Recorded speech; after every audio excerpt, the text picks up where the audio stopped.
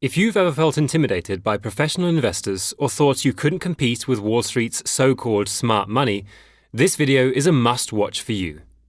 While most traders are chasing the latest indicators and complex strategies, they overlook simple investing concepts that can be gold mines for swing traders who know how to apply them. This 30-year-old investing book contains some of the most powerful swing trading principles ever written. Peter Lynch achieved a remarkable 29% annual return over 13 years, equivalent to a total gain of more than 2,700%. He outlined his investment philosophy in his classic book, One Up on Wall Street, and its principles remain just as relevant today, decades after its publication. Today, I'm going to show you exactly how Lynch's legendary strategies can transform your swing trading results, using real examples and modern applications.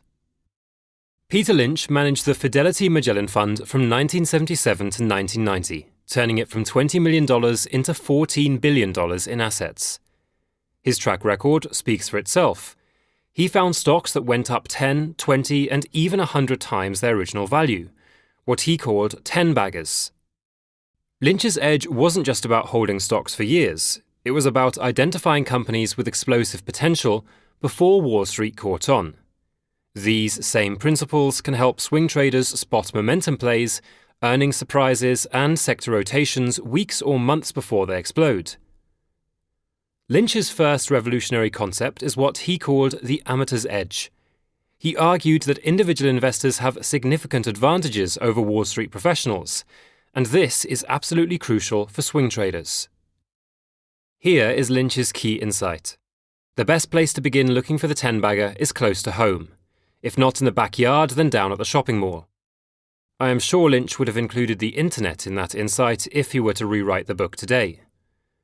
For swing traders, this translates into identifying momentum before it hits the institutional radar. Lynch discovered Dunkin' Donuts, Taco Bell, and The Limited simply by observing consumer behavior. Modern swing traders can apply this by watching for new product launches gaining traction on social media and the internet, retail locations expanding rapidly in your area, services that you personally use which are growing explosively, and emerging trends in your professional industry. The key is that you often spot these opportunities 3 to 6 months before they show up in earnings reports, perfect for swing trading timeframes. With this concept in mind, most traders could have confidently taken swing trades during Zoom's massive 2020 run or Nvidia's non-stop AI-led run in recent years. Lynch classified all stocks into 6 categories, each requiring different strategies. For swing traders, understanding these categories is like having a roadmap for different types of plays. Firstly, there are the fast growers. These are Lynch's favorite 10-baggers, growing at 20 to 25% annually. For swing traders, these represent momentum plays with explosive potential. Lynch's rule? The trick is figuring out when they'll stop growing and how much to pay for the growth. In swing trading, it could be beneficial to look for companies with accelerating revenue growth, expanding margins, and increasing market share. Even in trading bets that I take, I like to see a generally rising trend in these parameters. This has been a robust quality check for me in my decades of swing trading. Then there are cyclicals, companies whose fortunes rise and fall with economic cycles. Lynch emphasized that timing is everything with cyclicals. For swing traders, this means understanding sector rotation and economic indicators. Lynch's wisdom? The best time to buy cyclicals is when something has actually started to go wrong. This contrarian approach works brilliantly for swing traders who can avoid cyclicals at the top of the cycle when the earnings growth is high and valuations look cheap, and instead look for opportunities when the cycle is turning around after mayhem. Next, we have turnarounds, beaten down companies making comebacks. Lynch made fortunes with turnarounds like Chrysler, which he bought at $6 and watched rise 15-fold. The critical factor is ensuring the company has enough cash and manageable debt to survive the turnaround process. For swing traders, turnarounds can give some of the most explosive moves when the business condition shifts. Many of these stocks not only recover the lost ground, but also go on to become massive multi-baggers as they transition from being turnarounds to fast growers. Apple in the late 90s and in the 2000s is the best example of this phenomenon. Even in my trading, a good chunk of returns come from occasional multi-baggers that go from being turnarounds to fast growers. Next up, stalwarts. Large, steady companies that Lynch used for 30 to 50% gains. Perfect for swing traders seeking consistent, lower-risk plays during uncertain markets. Lynch's most powerful concept is the story. He insisted on being able to explain any investment in a simple 2-minute monologue. Lynch's framework: what is the company's competitive advantage? What has to happen for the company to succeed? What are the potential pitfalls? And how will you know if the story is working? For swing traders who do a hard fundamental check on their trades, this becomes their thesis for each trade. If you can't explain why a stock should move in 2 to 3 sentences, you shouldn't be trading it. For most traders, condensing a company's story into 2 to 3 sentences can be challenging. It often requires combing through endless news articles, magazines, broker reports, and company filings, both annual and quarterly, to fully understand the business and its industry.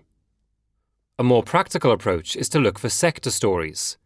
Identify the leading sector, then focus on the top stock within it, after running a few basic hygiene checks, which I've explained in this video.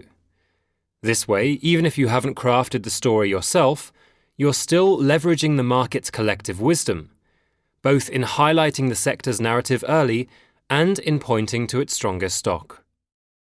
Lynch's financial analysis focused on key metrics that many swing traders also consider while taking trades. Here are the most common of them: price-to-earnings ratios relative to growth rates, debt levels and cash positions, free cash flow generation, and return on equity trends. A cursory glance at the trends of these parameters would suffice for a quality check on each swing trade you take. Let's now talk about earnings, the ultimate driver of stock prices. Lynch was absolutely obsessed with earnings, stating it's earnings that make stock prices go up. This could be absolutely critical for swing traders, especially around earnings seasons. If you see Christian Kulamagi's trading setups, which I've explained in this video, one of the setups, called the episodic pivot, is based on any good news hitting the stock. Most times, this good news comes in the form of better-than-expected earnings or an increase in earnings guidance by the management. These episodic pivots go on to be super performers for weeks and months together. Lynch's key insight: over the long haul, it's impossible for a stock to go up if the company's earnings don't go up. For swing traders, this means focusing on earnings acceleration trends, guidance revisions, margin expansion, and revenue growth sustainability. Swing traders can profit by identifying these trends before they're reflected in stock prices, or when the trend has just started, which is right at the time of the episodic pivot. Let's now understand risk management from the book's perspective. Lynch's approach to risk management was quite simple. He didn't try to predict market direction, and instead he focused on individual stock selection and position sizing. Lynch's key principle: you can make serious money by compounding a series of 20 to 30% gains. This is perfect for swing traders who don't need home runs on every single trade. His risk management rules are as follows: never invest more than you can afford to lose, diversify across different categories of stocks, don't put all your money in one sector, and keep some cash for opportunities. Here's how these rules translate for swing trading. Never bet too heavily on one trade. Enter with a stop loss and never risk more than 2% of your account on one trade. Optimize your position size based on what you can lose and not on what you can make in a trade. While Lynch was a long-term investor, his timing principles can be adapted for swing trading. When to buy, Lynch identified 2 optimal periods.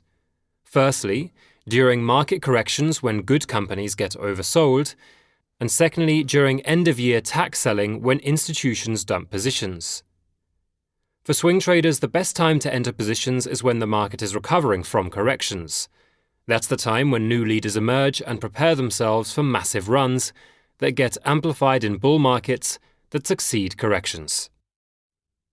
Lynch's selling strategy varied by stock category. For slow growers, sell after 30 to 50% gains or if fundamentals deteriorate. For stalwarts, sell when the P/E ratio becomes excessive relative to growth prospects.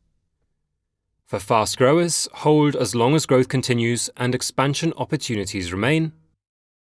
For cyclicals, sell when the cycle peaks, rising inventories, new competition, capacity expansion. For turnarounds, sell when the turnaround is complete and the company returns to normal valuation. And finally, for asset plays, hold until assets are recognized by the market or unlocked by management. As Lynch was purely a qualitative investor, most sell rules here would not resonate too much with swing traders who rely heavily on charts and technical analysis. However, some of these rules are quite straightforward and can readily complement technical selling strategies. For example, trades in slow growers can be objectively closed using Lynch's rules, or cyclicals can be exited in good times when earnings are robust and valuations look cheap. For fast growers, even though the entries take into account qualitative factors, I feel technicals should supersede fundamentals for exits. In my case, I do a basic quality check for trades I'm taking, but my exits are solely based on the MACD. I've spoken about my exit strategy extensively in this video. Peter Lynch's one-up on Wall Street isn't just an investing classic. When used correctly, it's also a swing trader's secret weapon. His principles of finding great companies before Wall Street discovers them, understanding different stock categories, and focusing on earnings and fundamentals provide a framework that's as relevant today as it was 30 years ago. The key insight for swing traders is this. Lynch's edge came from identifying change before it was reflected fully in stock prices. Whether that change took months or years to fully play out, the initial moves often happened within swing trading timeframes. Remember Lynch's most important lesson. You don't have to be right all the time. In my experience, 5 out of 10 winners in a portfolio can produce a satisfying result. This takes the pressure off finding perfect trades and focuses on maintaining a positive edge over time. Start applying these principles to your swing trading approach. Look for the stories that make sense, the earnings that are accelerating, healthy balance sheets, and the companies that are solving real problems in the real world. That's where you will find your next big winner. Thanks for watching.